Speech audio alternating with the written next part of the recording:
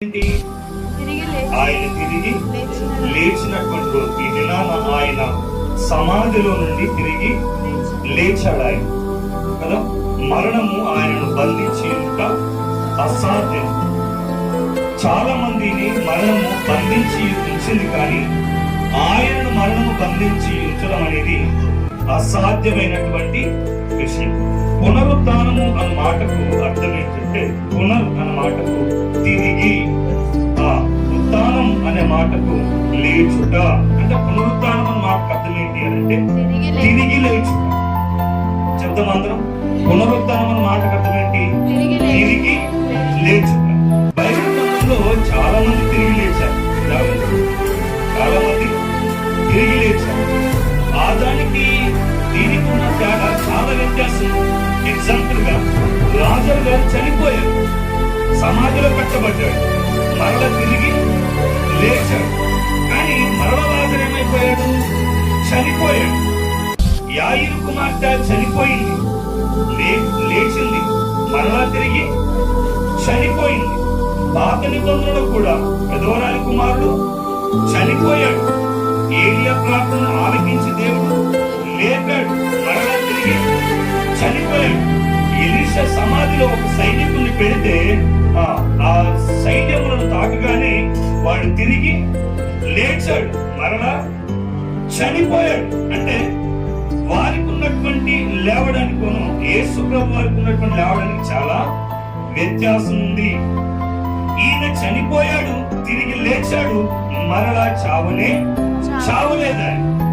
కానీ బైబిల్లో ఉన్నటువంటి వారందరూ కూడా చనిపోయారు, లేచారు, మరలా చనిపోయారు. కానీ యేసు ప్రభు యొక్క పునరుత్థాన ప్రత్యేకత ఏంటి అంటే, ఆయన చనిపోయాడు, తిరిగి లేచాడు. లేచినటువంటి ఆయన మరలా చనిపోకుండా ఆయన తండ్రి యొద్దకు ఆరోహణమై వెళ్ళిపోయాడు. అది క్రైస్తవులకు ఉన్నటువంటి ఒక శుభ నిరీక్షణ. హల్లెలూయా, హల్లెలూయా. లేఖన భాగాన్ని చదువుకుందాం, చూద్దాం ఒకసారి. మొదటి కొరింథీయులకు రాసినటువంటి పత్రిక, కొరింథీయులకు రాసిన మొదటి పత్రిక 15వ అధ్యాయం 4వ వచనాన్ని చదువుదాం ఒకసారి. మొదటి కొరింథీయులకు రాసిన పత్రిక 15వ అధ్యాయం 4వ వచనం చదువుదాం. లేఖనముల ప్రకారం మూడవ దినముల లేపబడెను. ఏముంది అక్కడ? యేసు ప్రభువుని గురించి అపోస్తలుడైనటువంటి పౌలు గారు, అపోస్తలుడైనటువంటి పౌలు గారు రాస్తున్నటువంటి లేఖన భాగంలో యేసు ప్రభువుని గురించి ఆయన రాస్తున్నటువంటి మాట ఏంటంటే, 15వ అధ్యాయం 4వ వచనంలో అందరం కలిసి చెప్తాం, దగ్గరగా చెప్తాం. లేఖనముల ప్రకారం మూడవ దినమున లేపబడెను. దేని ప్రకారం లేపబడ్డాడు ఆయన? దేని ప్రకారం? లేఖనముల ప్రకారం. లేఖనముల ప్రకారం యేసు ప్రభువు నుండి చెందాడు. లేఖనముల ప్రకారం, అదే లేఖనముల ప్రకారం ఆయన మూడవ దినమున ఏమయ్యాడు అనంటే తిరిగి లేచాడు అని ఎవరు చెప్తున్నారు అనంటే, అపోస్తలుడైనటువంటి పౌలు గారు సంఘానికి చెప్తా ఉన్నాడు, సమాజానికి చెప్తా ఉన్నాడు, క్రైస్తవ లోకానికి చెప్తున్నటువంటి మాట ఏంటంటే, ఆయన తిరిగి మూడవ దినమున చెప్పాలి ఏమయ్యాడు?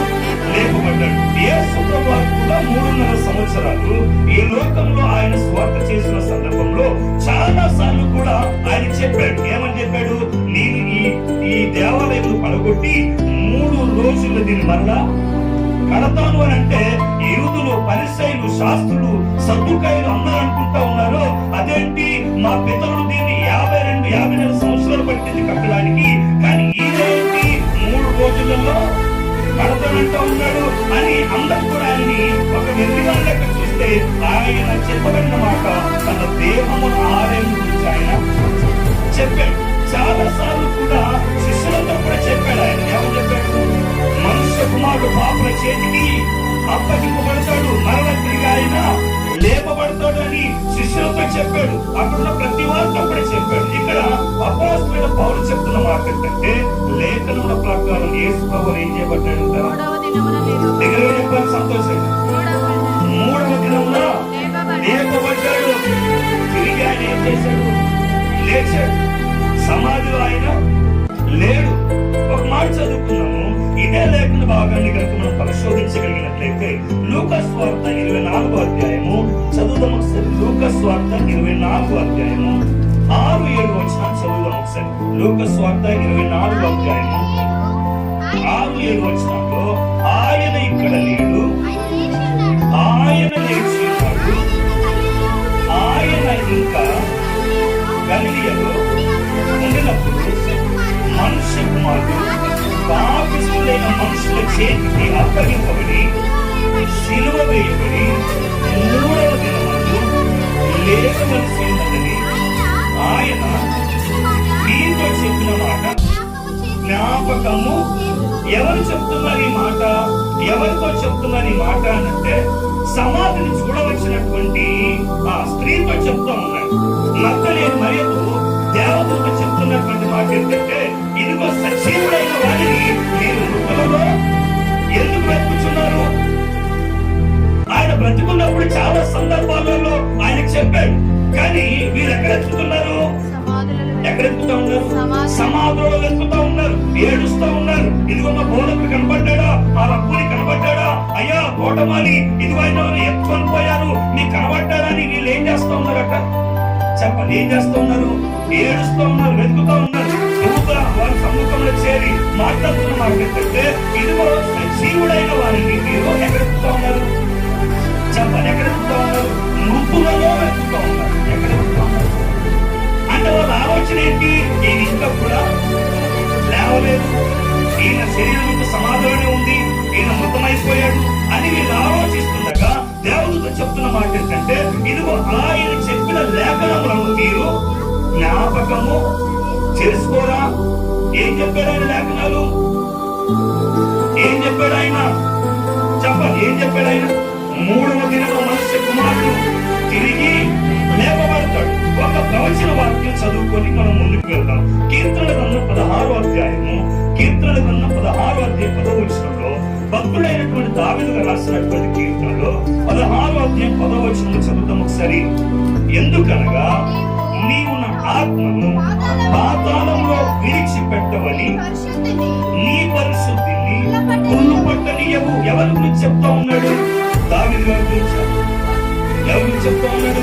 అపోస్తలుల కార్య గ్రంథంలో మనం 2వ అధ్యాయం 3వ అధ్యాయం కనుక చదవగలిగినట్లయితే అక్కడ చాలా క్లియర్ గా వివరణిస్తాడు. ఏంటి అని అంటే, ఇదిగో పితరుడైనటువంటి దావీదు గారు ఆయన చనిపోయి మరలా తిరిగి లేపబడలేదు, ఆయన సమాధి చేయబడ్డాడు. కానీ ఈ మాట ఆయన గురించి కాదు, ఇదిగో అదే సంతానంలో నుండి ఇదిగో మెస్సీగా వచ్చినటువంటి నజరేయుడైన యేసు క్రీస్తు గురించి ఈ మాట చెప్తా ఉంది. ఏంటంట? నీవు నా ఆత్మను పాతాళంలో చెప్పాలి. ఎక్కడ విడిచిపెట్టలేదు? పాతాళంలో దేవుని ఆత్మను తండ్రి దేవుడు ఏ మాత్రం కూడా విడిచిపెట్టలేదు. పరిశుద్ధిని నీవు ఏ మాత్రం కూడా కుళ్ళు పట్టనీయవు. యేసు ప్రభువు సమాధిలోనికి వెళ్ళక మునిపే దావీదు గారి చేత చెప్పాలి, దావీదు గారి చేత పరిశుద్ధాత్మ దేవుడు భవిష్యత్ కాలంలో జరగబోయే సంగతులను లేఖన ప్రకారం ఆయన ముందుగానే చెప్పాడు. అవును కదా? అవును కదంటారు? ముందుగానే చెప్పాడు. ఏమని చెప్పాడు? ఆయన శరీరం పట్టనే పట్టదు. అంటే అర్థమేంటి? ఆయన ఖచ్చితంగా తిరిగి లేస్తాడు అన్నట్టు. ఇంకో మాట చదువుతున్నాము. అపోస్తలుల కార్యము 2వ అధ్యాయము 27వ వచనంలో ఇదే మాటలు ప్రస్తావిస్తాడు. చూద్దాం ఒకసారి. 2వ అధ్యాయం 27వ వచనంలో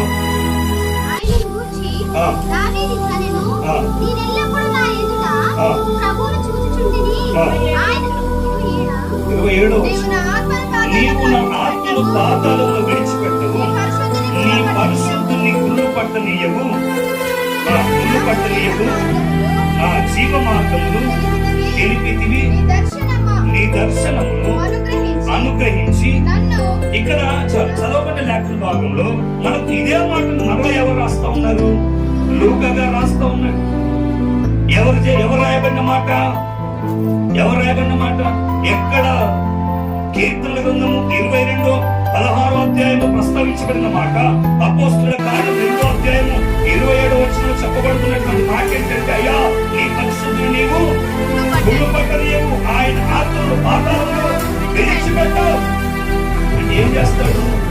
తండ్రి అయిన దేవుడు తన కుమారుణ్ణి ఆ మృతులలో నుండి లేపాడు. ఆయన మృత్యుంజయుడు, ఆయన తిరిగి లేపబడ్డాడు.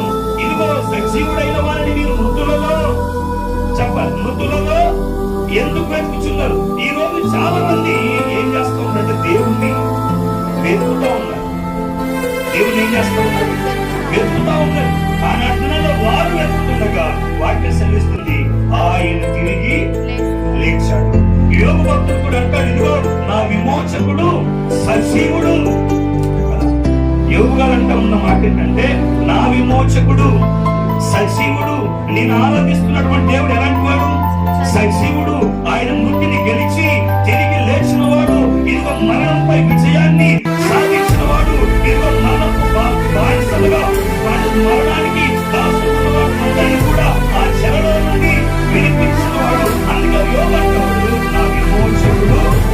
చెప్పాలి, మన దేవుడు ఎలాంటి వాడు? సజీవుడు. ఆయన మృత్యుంజయుడు. ఆయన మృతుడు కాదు, ఆయన మృత్యువుని తిరిగి గెలిచినటువంటి దేవుడు కదా. ఆయన మృత్యువును ఓడించాడు, మరణాన్ని ఆయన జయించాడు. మరణాన్ని ఆయన ఏం చేశాడు? జయించాడు. అవునా కదా? ఈరోజు మనకింత నిరీక్షణ, ఈరోజు మనకింత సంతోషం, ఈరోజు మనకింత ఆనందం దేన్ని బట్టి అంటే మనం ఆరాధిస్తున్నటువంటి దేవుడు మరణాన్ని ఏం చేశాడు? జయించాడు. అంటే మరణాన్ని ఆయన ఓడించాడు. మరణము ఆయన ముందు ఏమాత్రం కూడా నిలవలేకపోయింది. మరణం ఆయన ముందు నిలవలేకపోయింది. అసలు యేసు ప్రభువు లేచాడనడానికి ఏమైనా రుజువులు ఉన్నాయా అంటే 2-3 చూసుకొని మనం వాక్య భాగంలోకి వెళ్ళిపోదాం. సరే, ఆ యోహాను సువార్త 20వ అధ్యాయం 18వ వచనం చదువుదాం. యేసు ప్రభువు తిరిగి లేచాడనడానికి సాక్ష్యాధారాలు ఏమైనా ఉన్నాయా? చాలా మంది అనుకుంటారు యేసు ప్రభువు తిరిగి లేవలేదు. చాలా మంది విభిన్నంగా మాట్లాడతారు. ఎవరికి ఇష్టమైనట్టుగా వారు మాట్లాడుతున్నటువంటి సందర్భంలో బైబిల్లో ఏం చెప్తా ఉంది, బైబిల్ రాసినటువంటి వారు ఏం చెప్తున్నారు కనుక మనం ఆలోచిస్తే యోహాను సువార్త 20వ అధ్యాయం 18వ వచనం చదువుదాం ఒకసారి. మగ్దలేని మరియ వచ్చి నేను ప్రభువుని చూచితిని, ఆయన నాతో ఈ మాటలు చెప్పానని శిష్యులకు తెలియదు. ఎవరు మాట్లాడుతున్నారు ఈ మాట? మగ్దలేని మరియ. యేసు ప్రభువు మొట్టమొదటి ఎవరు కనిపించారు? మాట్లాడాలి. యేసు ప్రభువు మొట్టమొదటి ఎవరు కనిపించారు? మగ్దలేని మరియకు. సమాధి దగ్గరికి ముందుగా పరిగెత్తిన వారు ఎవరు? మగ్దలేని మరియ.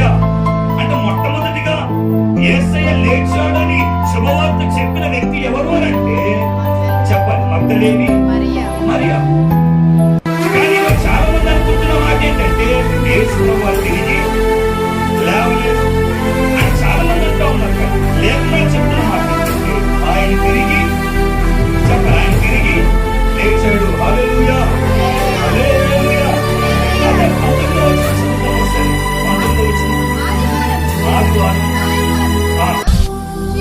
శిష్యులు భయపడి తాము కూడి ఉన్న ఇంటి తలుపులు మూసి యేసు వచ్చి మధ్యలో నిలిచి మీకు సమాధానం కలుగుగాక అని వారితో చెప్పారు. మరెక్కడ కనపడ్డాడు ఆయన? యూదులాట సమాజంలో భయపడి ఆదివారం దినమున ఒక ప్రాంతంలో కూర్చొని వారు ఏం చేస్తూ ఉన్నారు? భయపడి ఆరాధన చేస్తుండగా వారి మధ్య ఆయన నిలిచి, అంటే తిరిగి లేచిన తర్వాత రెండోసారి యేసయ్య తన శిష్యులకు తనను తాను ఏం చేసుకున్నాడు? ప్రత్యక్షపరుచుకున్నాడు, కనపరుచుకున్నాడు. ఒకటి మగ్దలేని మరియ సాక్ష్యం ఇస్తా ఉంది, రెండవది శిష్యులు సాక్ష్యం ఇస్తా ఉన్నారు. ఆ సమయంలో అక్కడ ఒక శిష్యుడు లేరు, ఎవరైనా లేరు. అయితే ఇంకో మాట చదువుతున్నాం, 26వ వచనం చదువుతాం ఒకసారి. ఆ సమయంలో లేదా ఆయన పిలువడినప్పుడు అక్కడ తోమాగారు లేరు కాబట్టి 26వ వచనం చదువుతాం ఒకసారి. 8 దినములైన తరువాత లోపల ఉన్నప్పుడు తోమ వారితో కూడా ఉండెను. యేసు వచ్చి, అంటే మళ్ళీ ఎప్పుడు వచ్చాడు ఆయన? తోమ లేని సమయం వచ్చాడు. అప్పటి నుండి ఎగ్జాక్ట్ గా 8వ దినం మరలా శిష్యుల దగ్గరకు వచ్చాడు. అప్పుడు శిష్యులతో పాటు ఎవరున్నారట? చెప్పాలి, తోమ గారు ఉన్నారు. తోమ గారు ఉన్నప్పుడు మరలా తనతో యేసు ప్రభువారు ప్రత్యక్షపరుచుకున్నారు. ఒకసారి మనం పేజీ తిప్పగలిగినట్లయితే 21వ వచనంలో కనబడుతున్నటువంటి మాట ఏంటంటే తిబేరియ సముద్ర తీరమున మరలా ఇదిగో పేతురు వల పట్టుకొని చేపలు పట్టడానికి వెళుతుండగా తనను తాను మరలా ఏం చేస్తున్నాడు? ప్రత్యక్షపరుస్తున్నాడు. 14వ వచనం చదువుదాం ఒకసారి. యేసు మృతులలో నుండి లేచిన తరువాత శిష్యులకు ప్రత్యక్షమైనది. ఇది 3వసారి. ఎప్పుడెప్పుడు?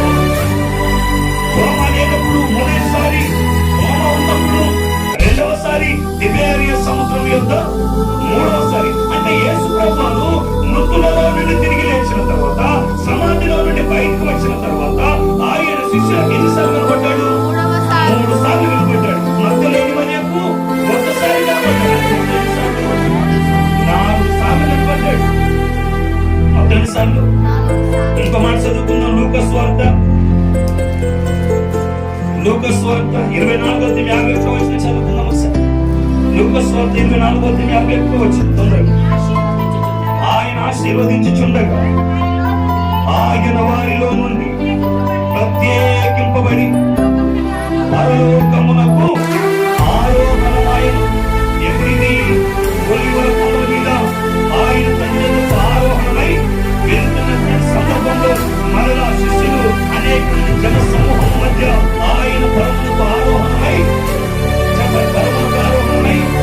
వెళ్తున్నటువంటి సందర్భంలో మరలా ఆయన తను తాను ఏం చేసుకున్నాడు? ప్రత్యక్షపరుచుకున్నాడు. హల్లెలూయా, హల్లెలూయా. మరలా తిరిగి తను తాను ప్రత్యక్షపరుచుకున్నాడు. ఎన్నిసార్లు? 5 సార్లు. అంటే ఇది సరిపోదా? యేసు ప్రభువు తిరిగి లేచాడు.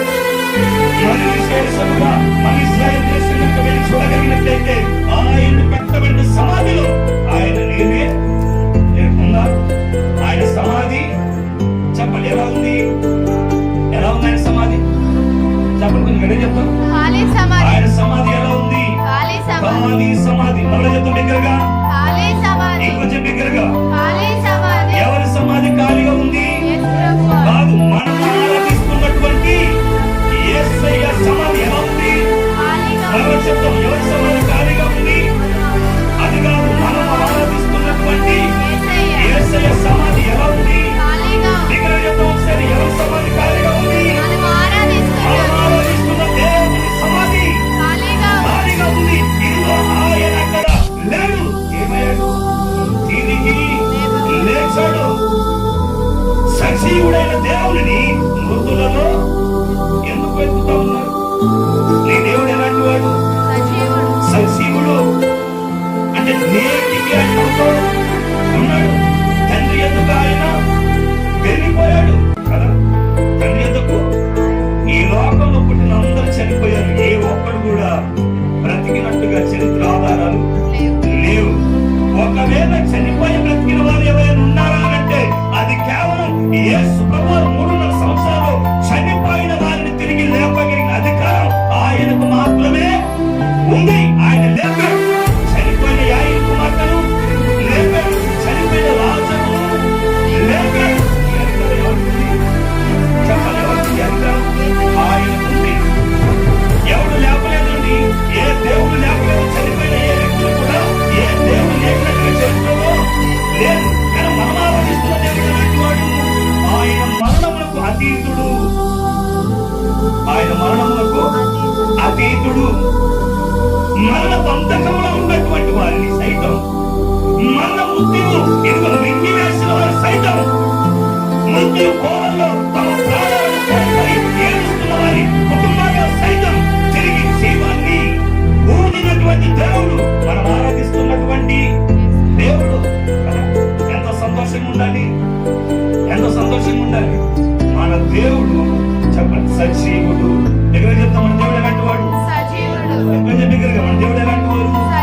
సజీవుడైనటువంటి దేవుడు. మనం ఆయన మృతులలో వెనకము, ఏ చెట్లలో వెనకము, ఏ పుట్టలలో వెనకము, ఏ రాళ్ళలో వెనకము, దేవుని స్వరూపంలో దేవుని వెనుకనే వెనకము. ఎందుకనంటే మన దేవుడు స్వరూపం ఈ సృష్టి కాదు. ఈ సృష్టిని కలగజేసినటువంటి వాడే మనం ఆరాధిస్తున్నటువంటి దేవుడు. ఆయన లేడు. ఆయన తిరిగి లేచి ఉన్నాడు. ఆయన తిరిగి లేచి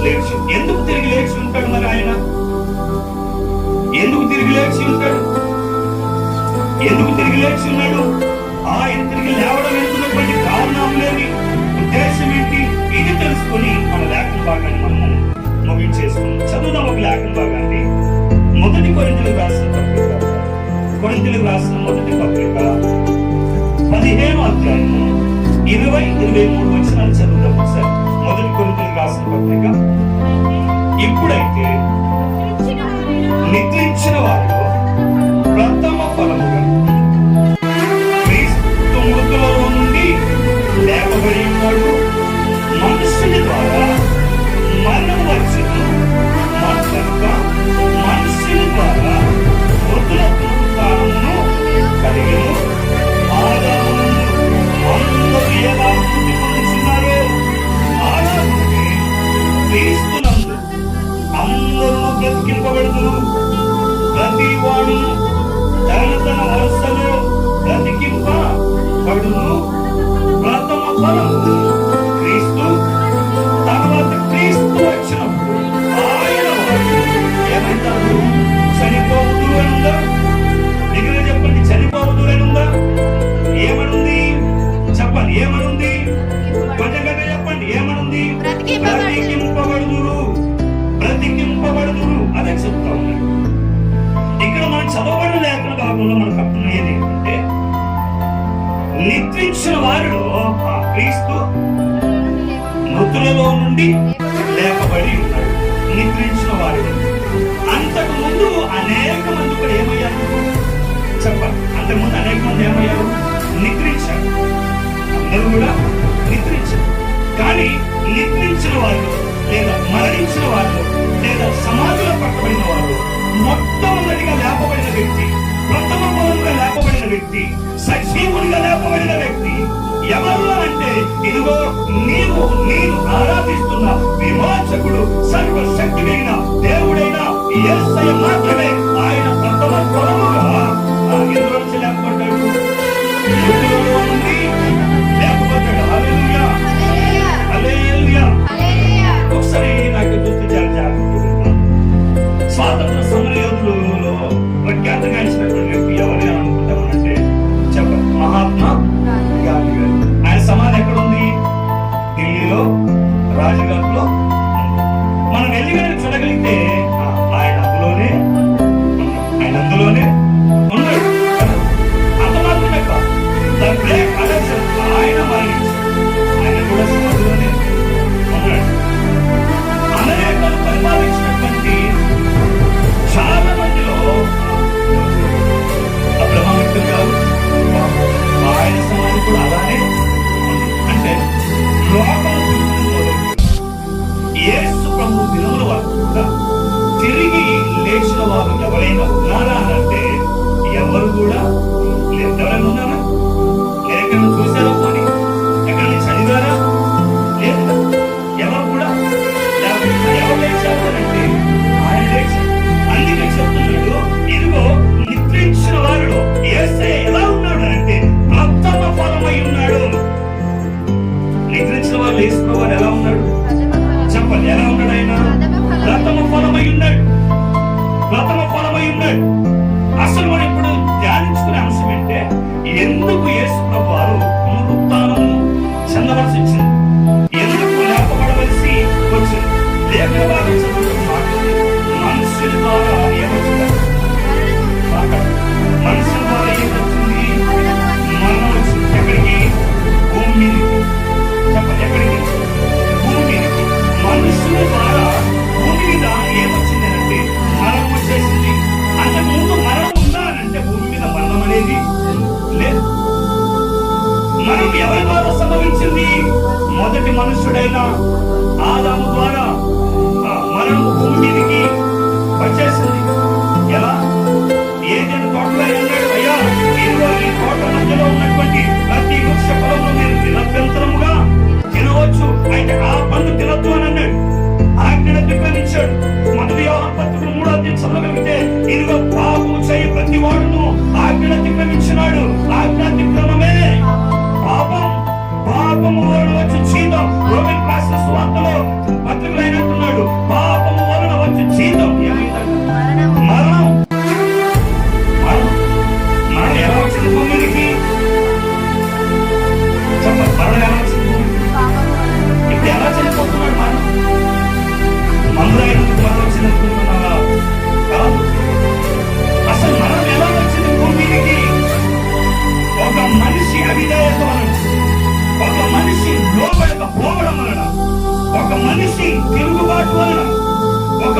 మనిషి అజ్ఞానమా ఒక మనిషి ద్వారా భూమి మీదకి ఏమొచ్చింది? ఏమొచ్చింది? పాపం వచ్చింది. పాపం ద్వారా ఆ మనిషి మీదకి ఏమొచ్చింది? మరణం వచ్చింది. ఇప్పుడు ఈ మరణం మాట అక్కడ అంటాడు, ఆదాము మొదలుకొని ఉండాలేదా? ఆదాము మొదలుకొని ఇదిగో కల్వరి శివలో ప్రాణము పెట్టిన యేసయ్య వరకు కూడా ఈ మరణం అనేది ఏమైంది? ఏలుబడి చేస్తా ఉంది. హల్లెలూయా, హల్లెలూయా. ఆదాము గారు చనిపోయారు. ఆదాము మొదలుకొని యేసు ప్రభు దినము వరకు కూడా అందరూ ఏమయ్యారు? మరణం వచ్చేసింది. అందుకే చెప్తా ఉన్నాడు అపోస్తలుడైన పౌలు గారు, ఇదిగో ఆదాము మొదలుకొని అందరి మీదకి ఏమొచ్చేసింది? నీ మీదకి, నా మీదకి ఏమొచ్చేసింది? యావత్ ప్రపంచం మీదకి ఏమొచ్చేసింది? ప్రతి మనిషి లోనికి ఏమొచ్చింది అంటే మరణం వచ్చేసింది. ఏమొచ్చింది చెప్పండి? ఏమొచ్చేసింది? మరణం వచ్చేసింది. ఒక మాట అంటాడు 23వ వచనంలో, 22వ వచనంలో, ఆదాము నందు అందరూ ఎలాగూ మృతి పొందుచున్నారు అలాగుననే క్రీస్తునందు అందరూ బ్రతికింపబడుదురు. హల్లెలూయా. ఎవరి యందు? ఎవరి యందు? దగ్గర చెప్పండి. ఉన్నాయి ఎవరి యందు? క్రీస్తునందు ఏమవుతారు? అందరూ బ్రతికింపబడుదురు. హల్లెలూయా. దేని ద్వారా ఈ రోజు నీకు జీవం? దేని ద్వారా నువ్వు బ్రతికింపబడుతున్నావు? దేని ద్వారా ఈ రోజు నిత్య జీవానికి వెళ్ళగలుగుతా ఉన్నావు? దేని ద్వారా ఈ రోజు మరణాన్ని నరకాన్ని దాటి నిత్యత్వంలోకి పోగలుగుతా ఉన్నావు? దేని ద్వారా? చెప్పండి. దేని ద్వారా? దేవుడు ద్వారా అంటాం. ఏ దేవుడు? ఏ దేవుడు? క్రీస్తు అని నేనే చెప్పాడు. మన దేవుడు అంటే చాలా మంది పేర్లు పెట్టుకుంటారు లోపల ఉన్నవారు. అందుకే చెప్పాడు, క్రీస్తు ద్వారా అందరూ ఏమవుతున్నారు? బ్రతికింపబడుతున్నారు, లేపబడుతున్నారు, సజీవులు కాగలుగుతున్నారు. ఎవరి ద్వారా? చెప్పండి. ఎవరి ద్వారా? క్రీస్తు ద్వారా. ఎవరు లేపబడతారయ్యారంటే ఆయన తిరిగి, చెప్పండి, ఆయన తిరిగి లేచాడు. ఏం చేశాడు ఆయన? మరణాన్ని గెలిచాడు, మరణాన్ని ఓడించాడు, మరణాన్ని జయించాడు. మరణాన్ని ఓడించి తిరిగి లేచి సమాధిని ఖాళీగా ఉంచిన ఏకైక వ్యక్తి ఎవరు అంటే నీవు నేను ఆరాధిస్తున్న సజీవుడైన దేవుడు యేసు క్రీస్తు వారు మాత్రమే. ఆయన తప్ప మరణాన్ని జయించేవాడు ఎవరు లేరు. మరణాన్ని జయించేవాడు ఎవరు లేరు. మరణాన్ని జయించేవాడు ఎవరు లేరు. చాలా మంది బాబాలు వచ్చారు, చాలా మంది వాళ్ళు వచ్చారు, వీళ్ళు వచ్చారు. కానీ ఏ ఒక్క వ్యక్తి కూడా ఇక్కడ వరకు తిరిగి లేవనే లేవు. ఎందుకయ్యా పునరుద్ధరణమయ్యాడు? ఎందుకు తిరిగి లేపబడ్డాడు అంటే ఒక మనిషి ద్వారా పాపం వచ్చింది, పాపం ద్వారా మరణం వచ్చింది. ఇక్కడ అందరి మీద మరణము ఏలుబడి చేస్తుంది. ఎలా ఏలుబడి చేస్తుందంటే మనం ధర్మశాస్త్రమును ఆధారం చేసుకొని మనిషి మీద అది పరిపాలన చేస్తున్న సమయంలో ఇదిగో ధర్మశాస్త్రం కింద బానిసలై, మరణం కింద బానిసలైన వారిని ప్రతి వారిని కూడా యేసు క్రీస్తు తిరిగి లేవడం ద్వారా ఇదిగో జీవంతో కూడిన నిశ్చయత ఈరోజు మనకు కలిగింది కదా. అవునంటారా కాదంటారా? అవునంటారా కాదంటారా? ఈరోజు మనకి ఏం దొరికింది? నిత్యత్వం దొరికింది కదా. ఈరోజు మనకి ఏం దొరికింది? నిత్య జీవం దొరికింది. ఒకసారి హెబ్రీయులకు రాసిన పత్రిక 2వ అధ్యాయం 14-15 హెబ్రీయులకు రాసిన పత్రిక 2వ అధ్యాయం 14-15 2వ అధ్యాయం. కాబట్టి ఆ పిల్లలు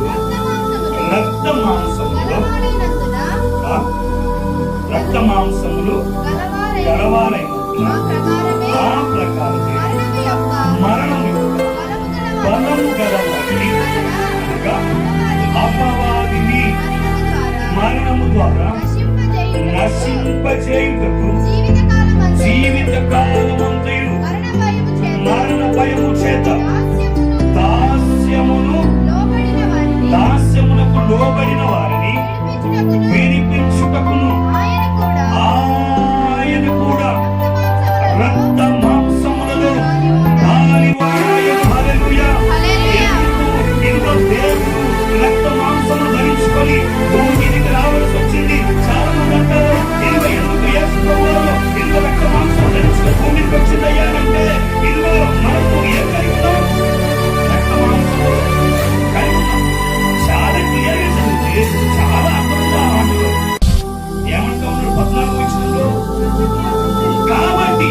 పిల్లలు రక్త మాంసము గలవారైనందున ఆ ప్రకారమే మరణము యొక్క బలము గలవాడిని అనగా అపవాదిని.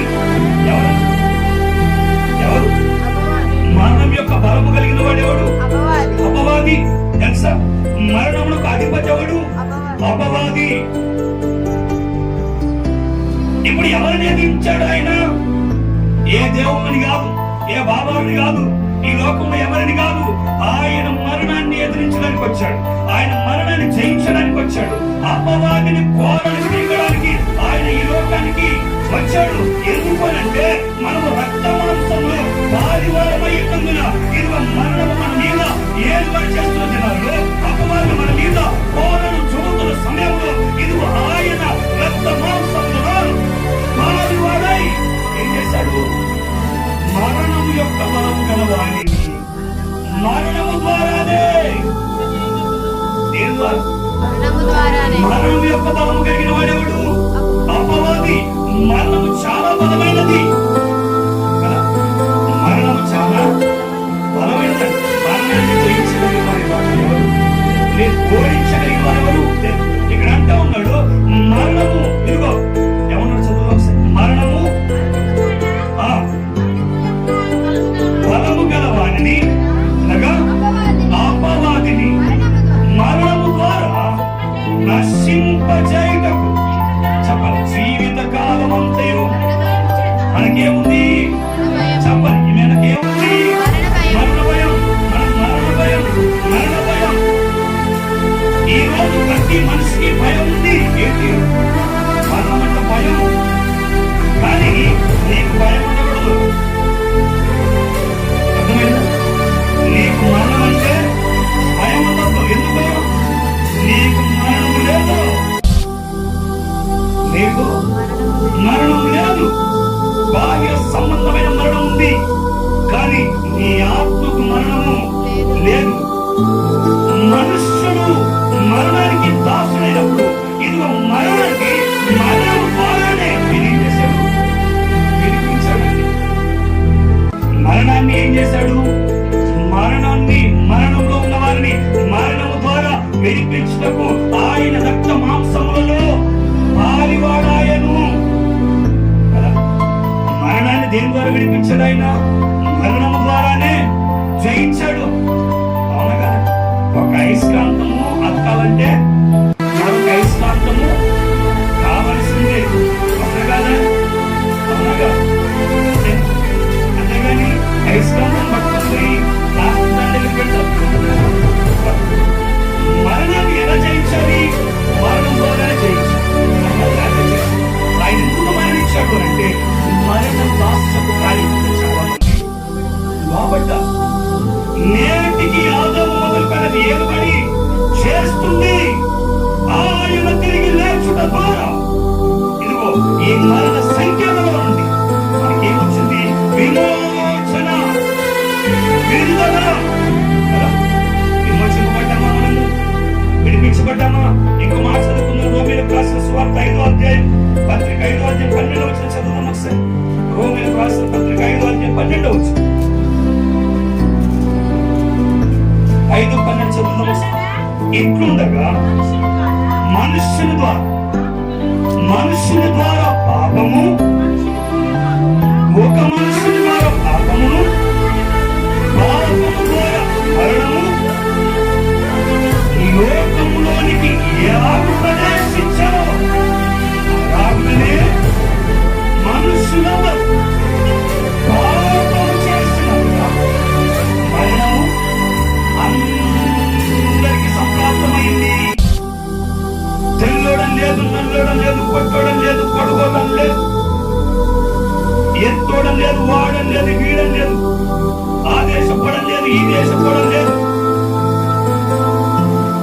మనుషులందరికీ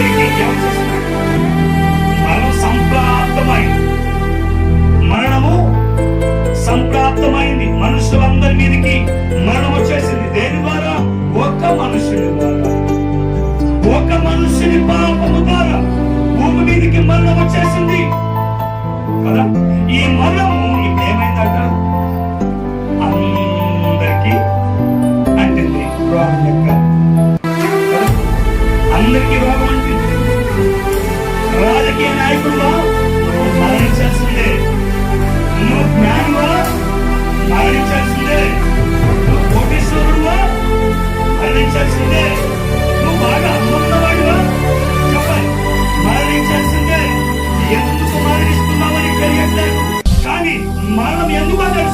పాపము ద్వారా.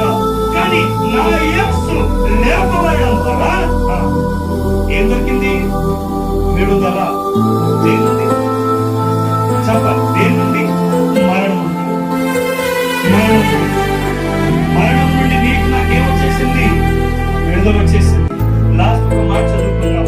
హోషేయ గ్రంథము 13వ అధ్యాయం 14వ వచనం చదువుదాం ఒకసారి. హోషేయ గ్రంథం 13వ అధ్యాయము 14వ వచనం చదువుదాం. ఆ మాట చదువుకొని చూద్దాం ఒకసారి. హోషేయ గ్రంథం 13వ అధ్యాయం 14వ వచనం చదువుదాం త్వరగా. అయినను పాతాళ వశములో నీవు వారిని విమోచింతును, మృత్యువు నుండి వారిని రక్షింతును. మరణమా నీ విజయం ఎక్కడ? ఓ మరణమా నీ ముళ్ళెక్కడ? ఎక్కడి నుండి విడిపిస్తా ఉన్నారు ఆయన? చదువు. మొదటి మాట చదివించా. పాతాళ వశము నుండి.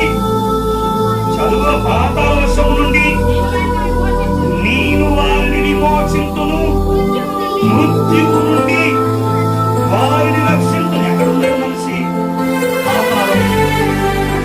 పాపం చేసినవాడు ఎక్కడికి వెళ్ళిపోతాడు? పాతాళం. పాతాళంలో నుండి దేవుడు అంటా ఉన్నాడు, నేను వారిని విమోచిస్తాను, మృత్యువు నుండి వారిని రక్షింతును. ఎక్కడి నుండి రక్షిస్తాడు? ఈ దేవుడు ఎలాంటి వాడు అని అంటే మృత్యువు నుంచి రక్షించే దేవుడు.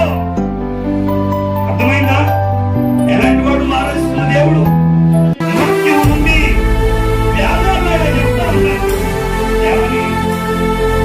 అసతోమా సద్గమయ, సమతోమా జ్యోతిర్గమయ, మృత్యోమా అమృతంగమయ. అర్థమైంది? ఈ మృత్యువుతో పోరాడుతున్నాం. మమ్మల్ని మృత్యువులో నుంచి విడిపించగలిగిన వాడు ఎవడు లేడు. మృత్యువు మమ్మల్ని పట్టిందయ్యా, పాతాళం మమ్మల్ని ముంచివేసింది. ఓ మృత్యువు చేత మేము పోరాడుతున్నాం, విడిపించండి, విడిపించండి, విడిపించండి అని ఆనాటి నుండి కూడా వేదాలు చెప్తా ఉంటే ఎంతమంది వచ్చారు. కానీ మృత్యువు నుండి విడిపించగలిగిన వాడు ఎవడు లేదు. కానీ వేదాలు చెప్పిన పురుషుడు ఎవరయ్యాడంటే నీవు నేను ఆరాధిస్తున్న దేవుడు. ఎలాంటి వాడంటే మృత్యోర్మ అమృతంగమయ, మృత్యువులో నుండి, ఇదిగో పాపములో నుండి, శాపములో నుండి, ఇదిగో నీకు నిత్యత్వాన్ని ఇచ్చినటువంటి దేవుడు ఆయన. అర్థమైందా? ఆ సత్యంలో ఉన్నవారు మాకు సత్యాన్ని నేర్పించు అని అంటే ఒక్క నేర్పించలేదు. ఈ లోకం ఇంకా సత్యాన్ని సత్యంగా ప్రకటిస్తూ ఉంటే అసత్యంగా మారుస్తూ ఉన్న లోకం ఇది. అసత్యమైన ఇదిగో నాకు సత్యంలో ఉన్నా, సత్యంలోకి నడిపించు.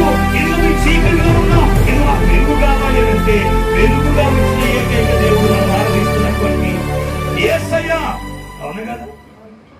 ఆయన అంటాడు, నేను లోకమునకు వెలుగై ఉన్నాను, నన్ను వెంబడించిన వాడు చీకటిలో నడవక ఇదిగో ఆశ్చర్యకరమైన తన జీవపు వెలుగులో నడుచును. ఆయన ఎలాంటి వాడు?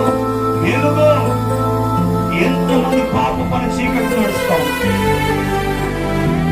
ఈ లోకముందు చీకటికి వస్తాలో బంధింపబడిన సమయంలో ఆయనే వెలుగుగా ఈ లోకానికి అవతరించిన గొప్ప యుగ పురుషుడు నీవు నేను ఆరాధిస్తున్నటువంటి యేసయ్య. మృత్యువు చేత బాధపడుతున్నప్పుడు, మృత్యువుని జయించలేకపోతున్నప్పుడు, మృత్యువు చేత అందరూ బంధింపబడినప్పుడు ఇదిగో మమ్మల్ని వినిపించగలిగిన వాడు ఎవడున్నాడు, ఎవడున్నాడని ఇదిగో కేకలు వేస్తున్న సమయంలో నేనున్నానని చెప్పగలిగిన వ్యక్తి నీవు నేను ఆరాధిస్తున్నటువంటి యేసయ్య. అర్థమైందా? ఆయన ఎలాంటి వాడు? పాతాళంలో నుండి నేను వారిని విమోచిస్తాను, మృత్యువు నుండి నేను వారిని రక్షిస్తాను. ఓ మరణమా నీ ముళ్ళు ఎక్కడ? ఓ మరణమా నీ విజయం ఎక్కడ? అంటే అంతవరకు ఏమవుతా ఉంది? మరణాన్ని జయించగలిగిన వాడు ఎవడు లేడు. అదే మొదటి కొరింథీయులకు రాసిన పత్రిక లాస్ట్ మాట 15వ అధ్యాయం 54-57 మొదటి కొరింథీయులకు రాసిన పత్రిక 15వ అధ్యాయం 54-57 ఈ క్షయమైనది అక్షయతను ధరించుకున్నప్పుడు అమర్త్యమైనది మత్యమైనది అమర్త్యతను ధరించుకున్నప్పుడు విజయమందు మరణము ఏమైంది? మింగివేయబడును.